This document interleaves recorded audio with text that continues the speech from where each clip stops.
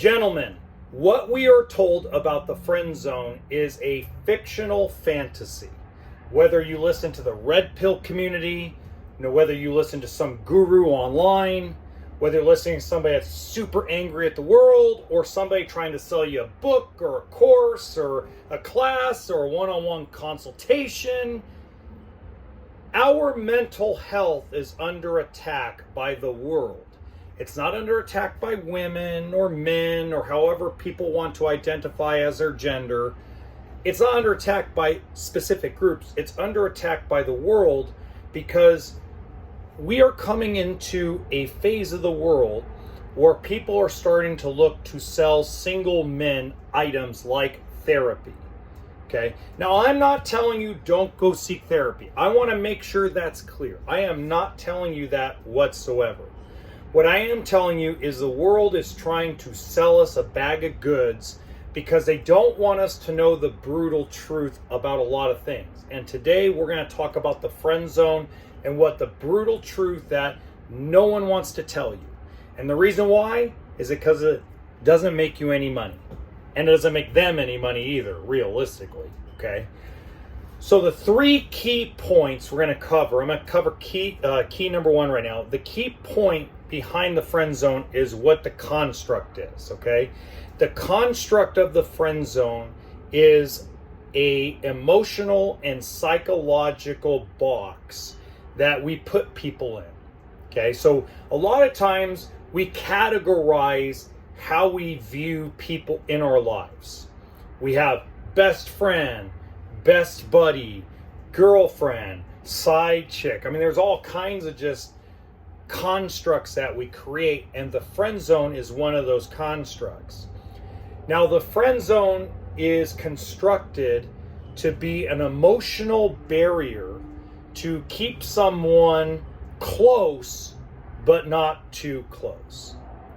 And what I mean by that is, and this goes for men and women, so if you're a young lady watching this, men do the same thing sometimes. Not a lot, but there are times where we construct a friend zone for the opposite sex too. Doesn't happen often, but it does happen. And the reason why we construct that is because emotionally we want to invest very little of our intimate selves with this person. We might find them attractive physically, we may not. We might find their soul attractive, their brain attractive, their personality. We might find everything about them perfect for our lives, but where we are in our life, we do not see anything past friendship. But yet, we want to hold them closer than we would a regular friend. Meaning, we want to be able to, when it's convenient for us, to reach out and have intimate conversations. We want to pour our emotions into this one person. They are legitimately the backup plan for our emotions, not necessarily the backup plan for a relationship. Okay? It's our backup plan for our emotional support. We're hurt, we're angry, we're excited. We don't have anybody that we trust to celebrate that with or to spew our emotions out on. So we create this construct with you in there and we just dump on you. And that is what the friend zone is.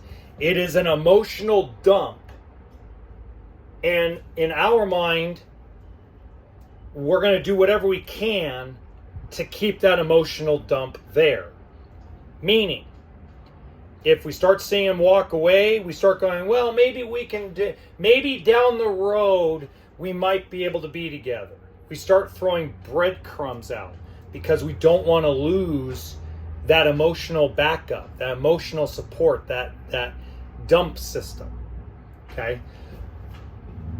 And what we don't realize is the friend zone is actually a very selfish place in the world. It is a very selfish construct. We don't take into consideration how the other person feels, nor do we care. So if you're stuck in a friend zone, the number 2 key you need to know is you're never getting out. You're never getting out the way you think you're going to get out. She's never going to be with you. Ever. Just like Chris Jericho says from the WWE or WWF, she's never, ever going to be with you the way you want her to be with you. Now, she might down the road marry you, have kids with you, the whole 9 yards, but she's going to cheat. She's going to go around your back and she's going to divorce you.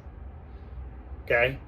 So you're never, ever truly going to get out of the friend zone the way you want to. And number 3 key that nobody wants to talk about, okay, is you put yourself there.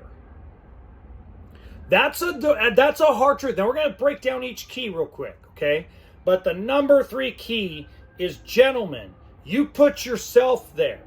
I've put myself there. The lady didn't put us there.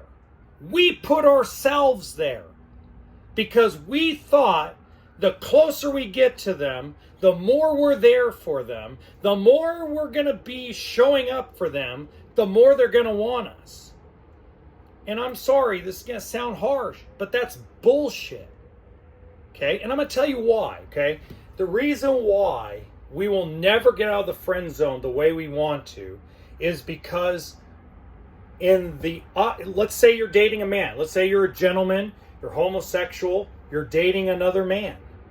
Okay? Or you want to date another man. Maybe another man puts you in the friend zone. Maybe a woman puts you in the friend zone. Maybe however they identify gender-wise puts you in the friend zone. Okay? You put yourself there hoping that maybe one day they'll change their mind. But in reality, they don't find you compatible with what they want. Okay? Now, I'm not saying what they tell you they want. Oh, I want emotional support. I want loyalty. I want everybody, from men and women, all human beings use the same verbiage of what they want. But what makes them spark, what makes us vibrant and alive and feeling like all those goosebumps and those butterflies and all those lightning bolts, or however you want to describe it, is when the energy that we give and receive is reciprocal with someone. If one is outputting the energy and the other one's not accepting, it will never change. So don't put yourself in the friend zone. Okay? Here's what I always am saying. If you're in love with a woman and she does not want to be with you, you have 2 choices. You can either walk away or you can just be her friend. Now, to be her friend, you have to turn off all attraction for her, all love for her, all feelings for her romantically, and you have to learn to just be a friend. So when she calls you crying about a boyfriend dumping her, you don't answer the phone. Or you simply say, hey, I'm sorry. You give your sympathies like you would any other friend, and then you move on with life. You don't try to go cuddle her at home. You don't try to get her in her vulnerable position where she's going to promise the world that she can't promise because she's a wreck. Okay?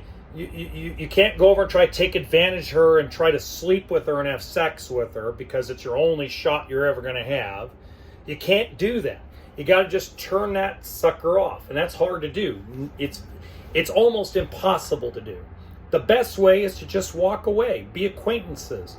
Maybe you guys meet up at parties every once in a while and say hi and catch up like old schoolmates or whatever the case may be. The best thing you can do as a man for your mental health is either just be platonic friends with no thought of a future with a woman, or simply move on with life. It's the best most healthiest thing you can do as a man. And I do believe women and men can be friends. I know most people don't believe that. But there are women in this world that I am just platonic friends with, that I have no attraction to in a sexual manner or romantic manner. And they're beautiful, gorgeous, sexy women that most men salivate and go, but I just don't see them that way because the energy isn't the same, right? And when we recognize that and we stop lusting for people and we start loving people, then we start seeing people for who they are and what we're getting involved in, okay? The reason why you'll never, ever get out of the friend zone is simple. She's not interested. She's not. He's not. If he's gay, he's not interested, okay? We as human beings don't like to be lonely. We are a lot like lions and dogs and coyotes and cats. We are pack animals. Solidarity is, the lone wolf thing is only for a few of us. The majority of us, we like to be in packs and groups. We don't like to be alone. We like to build memories with people. We like to invite people into our space and into our evolution. You know, I'm 41 years old. I'm rebuilding my life from scratch. A year ago, I was living in a freaking car. And now I'm living in a travel trailer. And this coming month in August 2025, I'm finally going to feel like I got somewhere. And believe me, guys, I fell in love. And I'm going to be put in the friend zone. And I'm going to walk away from it. I know she's going to come with the friend zone thing. Trust me, I know it's coming. And I've already prepared for it. I'm going to walk away. Because it's not healthy for me to watch her date and watch her mess around with other men and have to hear about it. Not my cup of tea. So when she puts me in there, I'm going to simply wish her well. And that's how it will be. So don't do it. Don't put yourself there. Now, what I will say is this. If you're being ghosted, okay, I'm going to tell you right now, that video right there is going to give you my thoughts on modern dating and ghosting. Some brutal truths that nobody else is going to tell you.